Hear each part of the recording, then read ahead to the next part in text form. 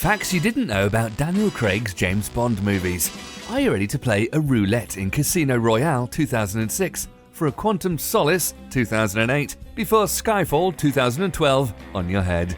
Well, there's nothing we can do to ease you into the pain of sweet anticipation while you're waiting for the number 24 James Bond movie, The Spectre. But there's something else you can get instead. How about a 50 facts long time travel with Daniel Craig through the memorable last 3 most successful James Bond movies, the entire history of this immortal franchise. Does this sound like a plan? Let's roll. 007, 006, 005, 004, 003, 002. Number 1. Casino Royale was the very first James Bond movie to be entirely based on a full-length Ian Fleming novel, since Moonraker in 1979.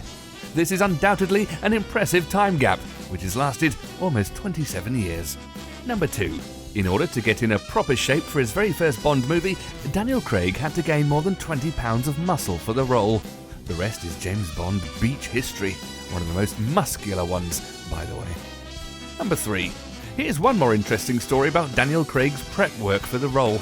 He didn't have to, but Daniel Craig wanted to read all of Ian Fleming's novels. In addition, he'd spent quite a lot of time talking with real-life Mossad and British Secret Service agents. Mr. Bond Craig definitely did his homework properly. Number 4. James Bond's father, Ian Fleming, celebrated the completion of the Casino Royale novel in a little bit unusual way. He bought a gold-plated typewriter. One of the James Bond actors, Pierce Brosnan, supposedly acquired this famous typewriter a few years ago for $52,000. Unfortunately, this wasn't enough to buy him a ticket for Casino Royale movie, though. Number 5. One Hollywood legend has it that Daniel Craig was shopping groceries when he got the call from the Bond franchise producer, Barbara Broccoli, that he had won the James Bond role. She told him, "Over to you, kiddo." What did Craig do? Well, he left the groceries behind and celebrated with martinis. Definitely a Bond, James Bond style. Number 6. Talking about the actor who's reinvented and reshaped this franchise, did you know that Daniel Craig is the first actor to play James Bond who is actually younger than the movie series itself? Even Bond needs some new blood every now and then. Number 7. Here's an eternal question for any true James Bond fan. Why Daniel Craig and not Pierce Brosnan, who bought the gold-plated typewriter? Remember? Well, for what it's worth, and it's worth a lot, Brosnan's return for a 5th engagement as James Bond would have cost the producers $30 million. Number 8. It would be wrong to think that Daniel Craig was nothing more than an affordable alternative for this movie series. Eventually, he became the first actor to be nominated for a BAFTA, British Oscar, award for playing James Bond. Number 9. It's also an interesting fact to know that one of the legends of this franchise, no other than Roger Moore himself, was reportedly so impressed with the Casino Royale that he went out and bought a DVD copy of it. This is undoubtedly an Oscar-worthy respect, isn't it? Number 10. As of 2007, Casino Royale was the highest-grossing movie of the Bond franchise, until Skyfall passed it in 2012. Daniel Craig's Bond trilogy is the most successful period in the entire Hollywood history of this popular franchise. The youngest Bond certainly knew some old Bond school tricks, right? Number 11. As expected, before and during production, controversy erupted among some fans. Why? The casting of Daniel Craig, a blonde James Bond, was the cause. Since then, Craig has gotten his new nickname, James Blonde. We all know why, don't we? Dark hair can be an unofficial trademark for any 007 secret agent, until Daniel Craig changed all of that. We certainly don't mind, do we? Number 12. Here's what happened to one more recognisable symbols of James Bond movies. In one afternoon's shooting, 3 Aston Martin DBS cars, valued at $300,000 each, were destroyed for the legendary car roll sequence. What a lovely way to roll $1 million in the blink of an eye. Indeed.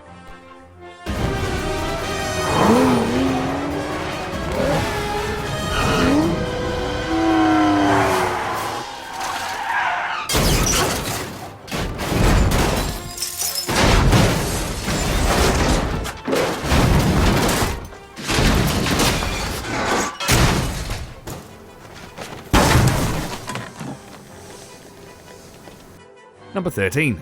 This car barrel roll stunt by the Aston Martin DBS broke the world record for the most barrel rolls assisted by a cannon. At the beginning of shooting, the racing specifications of the Aston Martin DBS meant that a standard ramp would not be sufficient to get the car to roll. There was no other solution for the movie crew than to call the special effects cavalry to the rescue. They installed an air-powered cannon behind the driver's seat. This allowed the car to complete the unprecedented 7 full rolls. This was more than enough for this amazing stunt to officially enter into the Guinness Book of World Records on 5th of November 2006. Number 14. Casino Royale was the first film in the series to show Bond as a rookie in MI6. In all other films, he had long been a spy. Well, this was a special double rookie moment for Daniel Craig in both real and movie life. Number 15. This was also the very first James Bond film to be approved by Chinese censors. All other films in the series were available in China only as illegal copies. Only 2 days after the official premiere, pirated copies were already on the streets of London. Daniel Craig was offered one such copy while walking anonymously through the streets of Beijing. What an intriguing irony made in China. Number 16. Movie mistake alert. When Bond starts writing his resignation letter on the boat in Venice, he's wearing an Omega Planet Ocean watch with a black strap. When he finishes typing and closes the laptop, he's wearing an Omega Seamster with a silver strap, which is a completely different watch. This is something any Omega watch fan just couldn't miss. Number 17.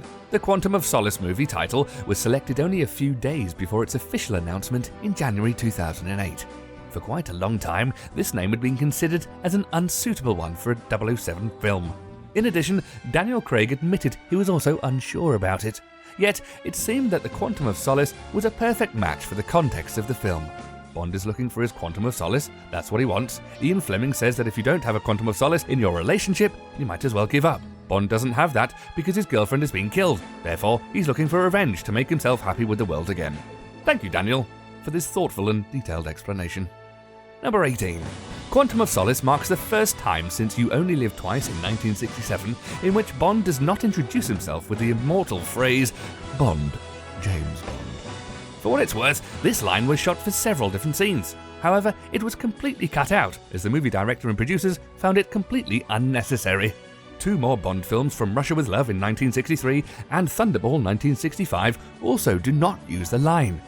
One more Bond catchphrase, Vodka Martini, shaken not stirred, also does not appear in this movie.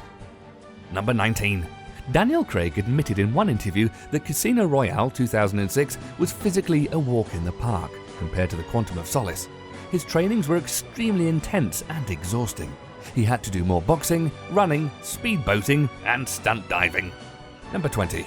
Daniel Craig had to go through blood and tears with all of his James Bond movies in order to achieve international fame and recognition. Literally.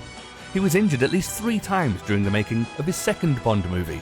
The most serious one included an injury to his face. It costed him 4 stitches. The other one, to his shoulder, required 6 surgical screws to be inserted during an operation. It's not an easy thing being Bond. James Bond. Number 21. Although being 106 respectively minutes long, Quantum of Solace is actually one of the shortest James Bond movies ever. This film is a direct sequel to Casino Royale 2006, which is the longest film in the official series. Number 22. It's about time to say a few words about the gorgeous Bond girls. Out of the 400 women who auditioned for the role of Camille, the World War Z director Mark Foster chose Olga Kurylenko. Why? Because she seemed to be the least nervous of them all. Once being chosen, she had to spend 3 weeks training with weapons and learned how to fight. Kurylenko isn't a huge fan of the stunts, but Daniel Craig helped her to carry them out. She was also given a DVD box set of all the 007 films, since she has not seen any of them. This is a funny thing though, because the Bond franchise is quite well known in her homeland of Ukraine, as it is all over the world. Number 23.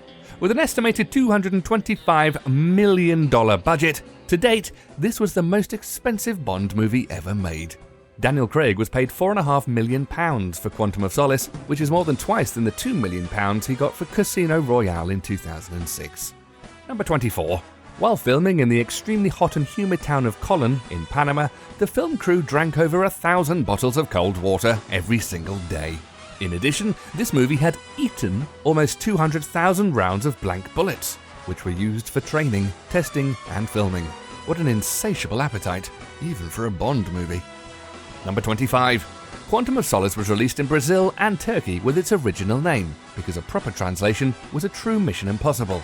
However, the movie's secret title was accidentally discovered by fans when it became obvious that the domain name of quantumofsolace.com had been registered by Sony Pictures in January 2008. The Bai's little bees in Sony should have learned some invaluable lessons about secrecy from James Bond, right? Number 26. Quantum is also the name of the criminal organization, but it's not an acronym itself.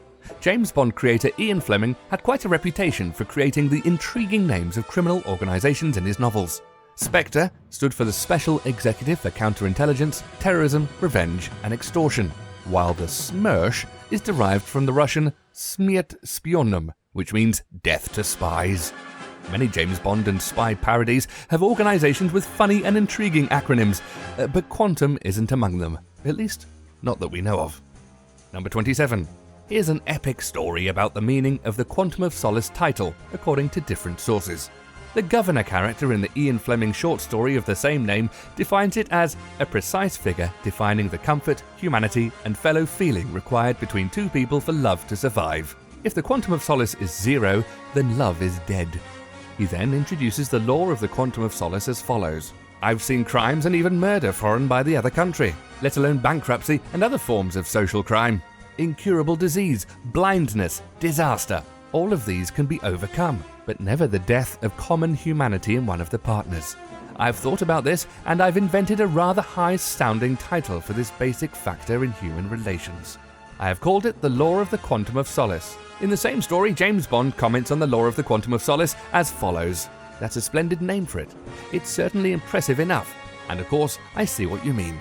I should say you're absolutely right. Quantum of Solace, the amount of comfort. Yes, I suppose you can say all love and friendship is based in the end on that. Human beings are very insecure. When the other person not only makes you feel insecure but actually seems to want to destroy you, it's obviously the end. The Quantum of Solace stands at 0. You've got to get away to save yourself. In an interview, the producers explained, it means that a relationship cannot be saved unless there is a quantum of solace between the two parties. Quantum meaning measure and solace meaning comfort. So if they are not willing to share that, then their relationship is in trouble. In our humble opinion, there's a couple of things we should be aware of in the name itself. Bond is looking for a quantum of solace after his experiences in Casino Royale 2006. And Quantum also happens to be the name of the villainous organization in the film. Number 28. Quantum of Solace is the third highest grossing James Bond film after Skyfall in 2012 and Casino Royale 2006. You already know that the James Bond trilogy, which includes Daniel Craig, is the most successful one of all movies in this epic franchise. Number 29. There are over 900 visual effects in the Quantum of Solace. The movie itself was filmed in more locations than any other 007 movie in the franchise's 50-year history. UK, Panama, Chile, Italy, Mexico, and Austria. Number 30. The first installment of the James Bond film series to be a direct sequel to the previous film, Quantum of Solace is a direct sequel to Casino Royale, and it continues on exactly from where the Casino Royale previously left off. Number 31. The movie is being released in the same year that celebrates the centenary of the birth of Ian Fleming, James Bond's father. Fleming was born on the 28th of May 1908, and this film was originally scheduled to be released on the 2nd of May 2008. A few weeks before the 100th birthday, on the 28th of May 2008. However, the official release date was postponed until the 7th of November 2008 to buy some more invaluable time to produce the movie. Additionally, this was the first Bond film to be released in a year ending with the number 8. Unfortunately, we had no chance to see any Bond movies in 1968, 78, 88 or 1998. Number 32. Movie mistake alert! During the famous fight scene at the Hotel des Alliances with Slate, Bond and Slate go through glass-paned doors and land on the terrace. Eventually, Bond kills Slate. You can notice that at first, there is a broken piece of wood pane lying next to Slate's head. However, the next shot shows no wood pane, and there is a doorknob that wasn't around in the first shot. Number 33. Let's move on with the record breaker among James Bond movies, Skyfall. Daniel Craig admitted in his interview to Rolling Stone magazine that he wanted Skyfall to be his final Bond movie. In his own words, "I've been trying to get out of this from the very moment I got into it, but they won't let me go." That's a little bit hard to believe, because Craig has signed an approval for the next 2 James Bond films, including Spectre, 2015, and the Bond number 25, still unnamed. Number 34. And now, let's begin our story about records. There's an entire Skyfall of them. At the 2013 Academy Awards ceremony, the Skyfall 2012 became the first James Bond film to achieve the following: the highest number of Academy Award nominations ever received by a Bond film, 5 of them. Best Song, Score, Sound Mixing, Sound Effects Editing, and Cinematography. First Bond film to win 2 Oscars. For the record, Goldfinger 1964 and Thunderball 1965 won just 1. Number 35. Although quite a few unforgettable Bond songs have been nominated for the Best Song Oscar, among others Live and Let Die 1973, For Your Eyes Only 1981, and The Spy Who Loved Me 1977, it's Adele's Skyfall to become the first James Bond theme to win the Academy Award for Best Original Song. In addition, Adele's Skyfall is the first Billboard Top 10 hit to win the Academy Award for Best Original Song since Eminem's Lose Yourself from 8 Mile in 2002, almost a decade earlier. Number 36. The Skyfall's opening sequence shot in Turkey took almost 2 months to film, including 3 months of rehearsals and 4 months of preparation. Around 200 crew members from England and additional 200 local crew were involved. What was the result of this impressive and unparalleled Bond mobilization of men and resources? Well, we got between 12 and 14 minutes of introductory screen time. You know how it goes with James Bond movies. The world isn't enough and there's no exaggerations.